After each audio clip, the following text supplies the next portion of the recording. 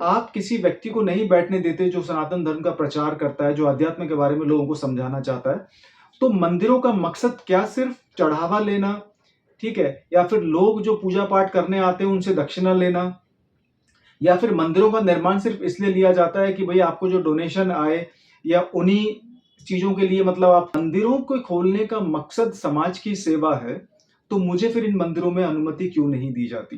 ठीक है, ये पहला सवाल मैं सारे दिल्ली के जो मंदिर उन महंतों से पूछना चाहता हूँ, ठीक है? हालाँकि सबके पास मैं नहीं गया हूँ, लेकिन मेरा ये अनुभव है और इस अनुभव के आधार ऐसे परमात्मा की पूजा करते हैं, जो ये कहते हैं कि भई जिन्होंने अपने मुख से मतलब ब्राह्मण को बनाया है, जिन्होंने अपनी भुजाओं से भई क्षत्रियों को बनाया है, जिस परमात्मा ने अपने पेट से मतलब वैश्यों को बनाया है, जो बिज़नेस करते हैं, ट्रेड करते हैं, व्यापार करते हैं और एक वो ऐसे परमात्मा की पूजा करते हैं, जो अपने जो शूद्रों को अपने पैरों से बनाया है जिन्होंने। हर हर महादेव, जय श्री राम। दिल्ली में करीब 2100-2200 मंदिर हैं। ये कुल मिला के टोटल संख्या है 2100-2200 मंदिरों की जो गूगल डेटा बताता है। और ये मंदिर नॉन रजिस्टर्ड भी हैं, रजिस्टर्ड भी हैं। लोगों ने गलियों में खोल रखे हैं, कुछ लोगों ने मिलके परिवार वालों ने बाहर खोल रखा है अपने घर के और बहुत सारे बड़े-बड़े फेमस मंदिर हैं जो ट्रस्ट मेंटेन करती हैं, कुछ संस्थाएँ मेंटेन करती हैं और बहुत सारे ऐसे मंदिर हैं जो गली कूचों के बाहर लोगों ने खोल रखे हैं, छोटे-छोटे चबूतरे बना के खोल रखे हैं, ठीक है? तो कुल मिला के ऐसे पोस्ट लोकेशन में और आपका स्लम एरियाज़ में, कॉलोनीज़ में कुल मिला के ऐसे करीब 2100-2200 मंदिर दिल्ली में स्थित हैं।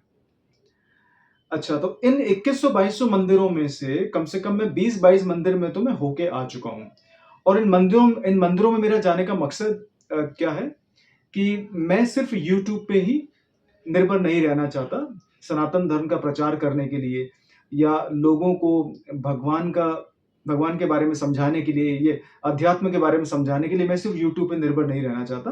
मैं चाहता हूँ कि मंदिरों में बैठ के मंगलवार या शनिवार या इतवार के दिन मुझे कोई मंदिर अनुमति दे, आधे घंटे या 1 घंटे बैठने की। तो इन सारे मंदिरों में करीब मैं मतलब जो 20-22 मंदिर हैं पिछले डेढ़ 2 साल के अंदर मैं जाके आ चुका हूँ। और ऐसा नहीं कि मैं डायरेक्ट मंदिर में चला जाता हूँ और जो महंत हैं, जो पंडित हैं, उनसे बात करने की कोशिश करता हूँ। मैंने काफ़ी जान-पहचान वाले लोगों से थोड़ा-सा जैक भी लगवाया, थोड़ी-सी रेफ़रेंस भी लगवाए कि मैं ये करना चाहता हूँ, वैसे करना चाहता हूँ। लेकिन मुझे इन 20-22 मंदिरों में से किसी भी मंदिर में परमानेंट बैठने की अनुमति नहीं दी गई। ये मैं आपको अनुभव बता रहा हूँ अपना, ये करीब पिछले डेढ़ 2 साल से ऐसा चल रहा है। अब ऐसा नहीं कि मैं हर महीने किसी मंदिर में जाता हूँ, कोई मंदिर ऐसा देखता हूँ जहाँ थोड़ी जान-पहचान लगती है, तो मैं उसमें बात करने की कोशिश करता हूँ। और ऐसा नहीं है कि मैं दिल्ली के सारे मंदिर एक जैसे हैं, लेकिन सवाल यहाँ पे ये उठता है कि इतने सारे मंदिर खोलने का मकसद क्या है? इतने दिल्ली में करीब 2200 मंदिर हैं, मतलब ये गूगल डेटा के अनुसार, ठीक है? पहली चीज़ तो मैं ये जानना चाहता हूँ कि अगर मंदिरों को खोलने का मकसद समाज की सेवा है, तो मुझे फिर इन मंदिरों में अनुमति क्यों नहीं दी जाती? ठीक है, ये पहला सवाल मैं सारे दिल्ली के जो मंदिर हैं, उन महंतों से पूछना चाहता हूँ, ठीक है? हालाँकि सबके पास मैं नहीं गया हूँ, लेकिन मेरा ये अनुभव है और इस अनुभव के आधार पे मैं एक अंदाज़ा लगा के ये कह रहा हूँ कि इन मंदिरों में मेरे को बैठने की परमिशन नहीं मिली, ठीक है? और मंदिरों में बैठने की परमिशन नहीं दी, उसके कारण मैं आपको अलग से बताऊँगा, ठीक है? उसके अलावा अगर मंदिरों में आप किसी व्यक्ति को नहीं बैठने देते जो सनातन धर्म का प्रचार करता है, जो अध्यात्म के बारे में लोगों को समझाना चाहता है, तो मंदिरों का मकसद क्या सिर्फ चढ़ावा लेना, ठीक है? या फिर लोग जो पूजा पाठ करने आते हैं उनसे दक्षिणा लेना या फिर मंदिरों का निर्माण सिर्फ इसलिए लिया जाता है कि भई आपको जो डोनेशन आए या उन्हीं चीज़ों के लिए मतलब आप खाली मंदिर खोल के बैठे हैं। या मंदिरों का निर्माण सिर्फ दिल्ली में या कहीं भी इसलिए किया जाता है कि वहाँ पे आप साल 6 महीने में भगवत गीता का पाठ पढ़ाएँ और उसके बाद फिर जो चढ़ावा आए, जो प्रसाद आए, ठीक है? और मंदिरों में जो पंडित होते हैं, जिनकी सैलरी वगैरह होती है, जिनको जो दान दक्षिणा मिलती है, क्या सिर्फ इन्हीं चीज़ों के लिए हमें मंदिर खोलने की आवश्यकता है दिल्ली जैसे शहर में या हिंदुस्तान में कहीं भी? मंदिर खोलने का मकसद क्या सिर्फ ये है कि भई किसी मंदिर के अंदर किसी ब्राह्मण व्यक्ति के अलावा किसी दूसरे व्यक्ति को बैठने की अनुमति नहीं मिलेगी? मैं मंदिरों में गया हूँ, मंदिरों के मैं नाम लेके बताऊँगा आपको, तो अच्छे-अच्छे मंदिर भी हैं जहाँ मैं गया हूँ और जिनमें से कुछ मंदिरों के आपको मैं नाम लेके बताता हूँ। एक मंदिर है आपका बाराखम्बा रोड पे जो हैली लैन में पड़ता है, शिव मंदिर है और वहाँ के पंडित जी का नाम मतलब त्रिपाठी उनका लास्ट नेम है और बहुत ही अच्छे व्यक्ति हैं व्यवहार से। लेकिन जब मैं वहाँ जाके बैठने लगा, 1-2 मंगलवार में बैठा भी वहाँ जाके, तो जब मैंने बोला कि स्पीकर का अरेंजमेंट कर, और स्पीकर सेट उनके पास है, क्योंकि भाई लोगों तक मुझे अपनी बात पहुँचानी है, तो मुझे कम से कम स्पीकर सेट चाहिए होगा। तो अब मैं अपने घर से तो उठा के लेके जा नहीं सकता, और ना ही मेरे पास स्पीकर सेट है, मैं सही बताऊँ आपको अभी। तो 1-2 दिन तो उन्होंने अरेंजमेंट किया। जब मैं रेगुलर वहाँ जाने लगा तीसरा, चौथा मंगलवार, तो उन पंडित जी ने मुझसे खुद बोला कि सुरेश जी, आप अपने स्पीकर का अरेंजमेंट खुद करिए, मैं आपको हर हफ्ते स्पीकर नहीं दे सकता। तो ये एक शुरुआत हो गई। तो उसके बाद मैंने फिर लोगों से, थोड़ी वहाँ के जो प्रधान से, उनसे मदद माँगी। तो उन्होंने बोला कि भई कोई बात नहीं, कोऑपरेट करवा देंगे। तो जैसे-तैसे करके मैं समझ गया कि मुझे उस मंदिर में बैठने के लिए उन्होंने, मतलब उन्होंने एक तरह से अपनी जो अड़चन थी, जो उनका जो भाव था, वो उन्होंने दिखाना शुरू कर दिया। ठीक है? उसके अलावा मैं इस टाइम पटेल नगर रहता हूँ, बलजीत नगर में। बलजीत नगर में एक लाल मंदिर है, जो प्रसिद्ध मंदिर है काफ़ी। इसके अंदर भी मैं करीब 2-3 बार मंगलवार को बैठा, और यहाँ मैंने जो प्रधान जी हैं, शर्मा जी, उनसे अनुमति लेके बड़ी रिक्वेस्ट करके मैंने बोला कि सर, मैं सनातन धर्म का प्रचार करना चाहता हूँ। मैंने ऐसे-ऐसे करा है, मैंने जीवन में छोटी-मोटी चीज़ें करी हैं। उनको बड़ा आदर से मैंने उनको समझाने की कोशिश करी, उनको समझाया। उन्होंने 1-2 मंगलवार मुझे बैठने की अनुमति भी दी। लेकिन जब हुआ क्या कि उनको लगा कि शायद कहीं न कहीं लोग जुड़ने लगेंगे, भई क्या है, कैसे है, क्या नहीं है, क्या करता है, ठीक है? तो उनको लगा कि कहीं ऐसा ना हो कि भई, मतलब कहीं इस व्यक्ति का मतलब एक अपने आप में एक नई शुरुआत ना हो जाए इस मंदिर में। तो 1-2 मंगलवार मेरे साथ वहाँ पे 10-15 मिनट के लिए मुझे माइक दिया गया। उसके बाद वहाँ के जो पंडित वगैरह हैं, उन्होंने मेरे से माइक ले लिया वापस, और मुझे बैठने की अनुमति नहीं दी, और मैं खुद भी वहाँ पे नहीं गया।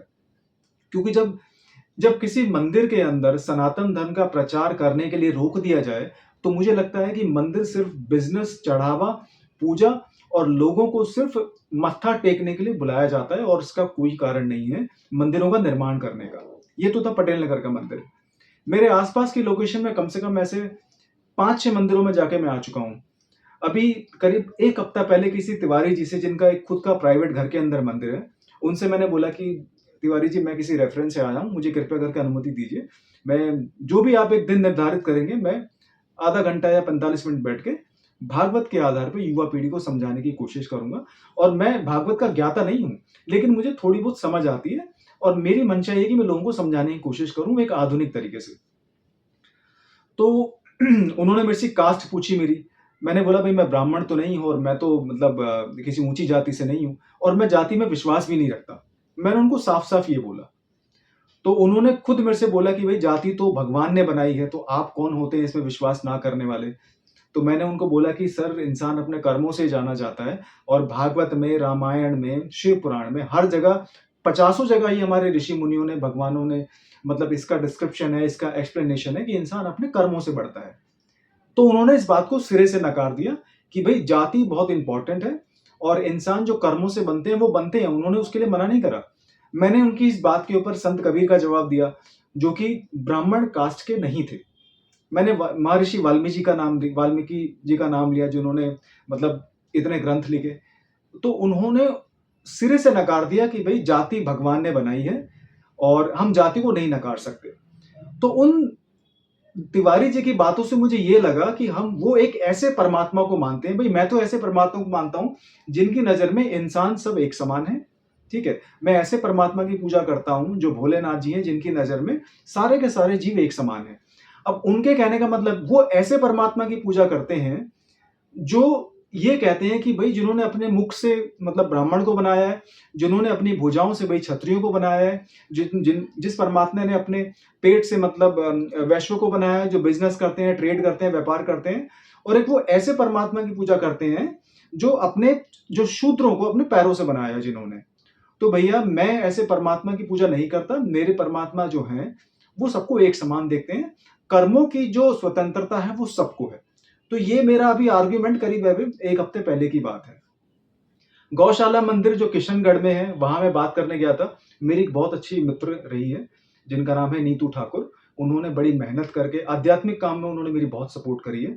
उनकी मदद से एक मंदिर है किशनगढ़ में, जहाँ मुझे अनुमति मिली, लेकिन वहाँ मेरे से ₹1100 की पर्ची के लिए बोला गया, और भई मेरी कंडीशन ऐसी थी नहीं कि मैं हर हफ्ते ₹1100 दे सकूँ, तो वहाँ काम शुरू नहीं हो पाया।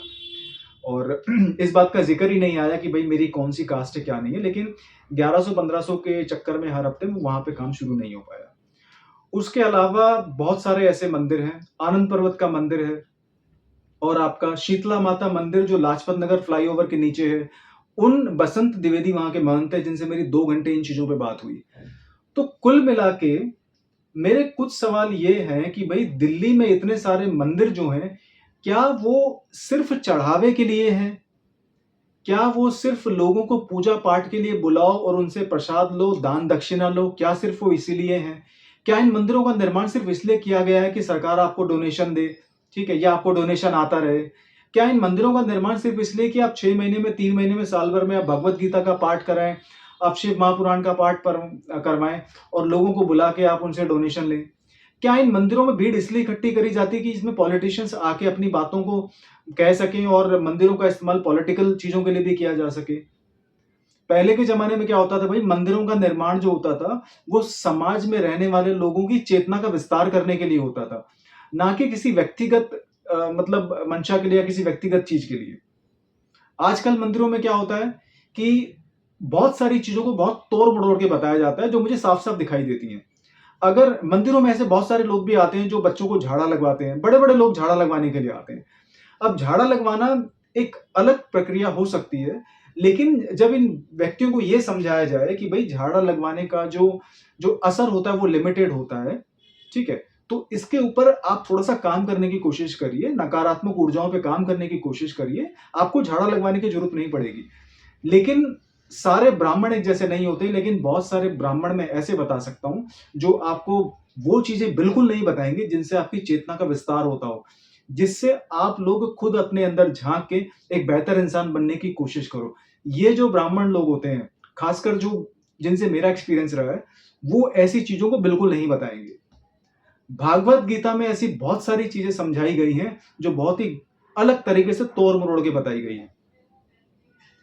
तो अब मैं इस निष्कर्ष पे पहुँचा हूँ, मैंने अपने परिवार से भी बात करी है, कि बलजीत नगर में मेरा एक छोटा-सा घर है। उस छोटे से घर के अंदर अगर भोलेनाथ जी का आशीर्वाद रहा, तो बहुत जल्दी मैं खुद अपने भोलेनाथ जी की मूर्ति रख के और मैं लोगों को वहाँ जोड़ने की कोशिश करूँगा। क्योंकि मैं एक ब्राह्मण जाति से नहीं हूँ, तो मुझे किसी मंदिर के अंदर ऐसी अनुमति नहीं मिल रही और करीब पिछले 1.5-2 साल से मैं ऐसे ही परेशान हो रहा हूँ। परेशान नहीं हूँ, लेकिन मेरी जो मेरी जो मेहनत है इस दिशा की ओर, वो उसका कोई रिज़ल्ट निकल के नहीं आ रहा। और तो मैंने ये निष्कर्ष पे पहुँचा हूँ मैं कि मेरा एक कमरा है छोटा-सा, वहीं मैं लोगों से जुड़ने की कोशिश करूँगा, वहीं मैं भोलेनाथ जी की भक्ति करूँगा और वहीं मैं अपने हिसाब से भगवद गीता के ज्ञान को या जीवन को कैसे जिया जाता है या अध्यात्म के ज्ञान को, जो भी मुझे परमात्मा ने दिया है, जैसे-तैसे करके मैं लोगों तक पहुँचाने की कोशिश करूँगा। और आप लोगों से निवेदन है कि बहुत जल्दी मैं उस चीज़ के बारे में एक अलग वीडियो बना के आपको सूचित कर दूँगा। वो पूरी डिटेल और एड्रेस आप लोगों को मैं सोशल मीडिया पे डाल दूँगा। आप लोग आ सकते हैं, मिल सकते हैं, बैठ सकते हैं, भगवान का नाम ले सकते हैं। बहुत बड़ी जगह नहीं है, लेकिन कोशिश ये रहेगी कि वहाँ पे लोग जुड़ने की कोशिश करें। हर हर महादेव, जय श्री राम।